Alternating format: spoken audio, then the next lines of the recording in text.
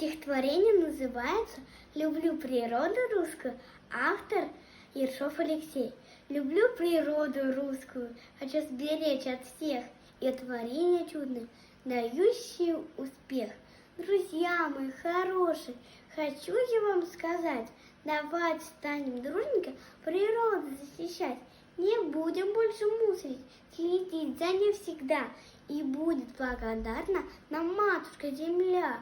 И будет она пышная, цвести, благоухать. Природа наша русская век будет процветать.